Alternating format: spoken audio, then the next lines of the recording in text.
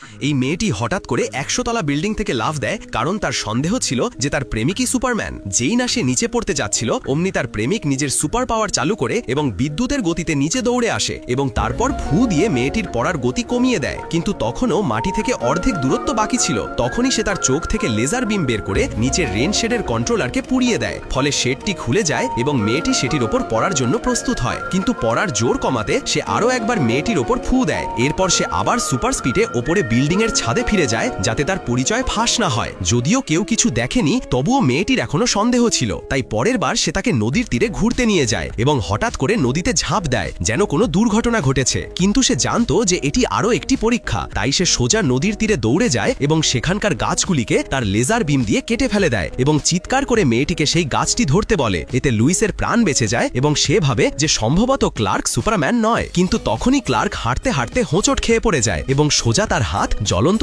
আগুনে রেখে দেয়। ভয়ে লুইস সঙ্গে সঙ্গে তার দিকে ছুটে যায়, কিন্তু যখন দেখে যে ক্লার্কের হাতের কিছুই হয়নি, তখন সে অবাক হয়ে যায়। এখন তার সন্দেহ আবার নিশ্চিত হয়। পরের দিন সে শেষ পরীক্ষাটি করে। সে ক্লার্কের দিকে সরাসরি গুলি চালায়, কিন্তু গুলি লাগার পরেও যখন তার গায়ে একটা আঁচড়ও পড়েনি, তখন ক্লার্ককে সবকিছু বলতেই হয়। সে হাসে এবং বলে, হ্যাঁ, আমিই সুপারম্যান। এরপর সে লুইসকে নিয়ে সারা পৃথিবী ভ্রমণে বেরিয়ে পড়ে।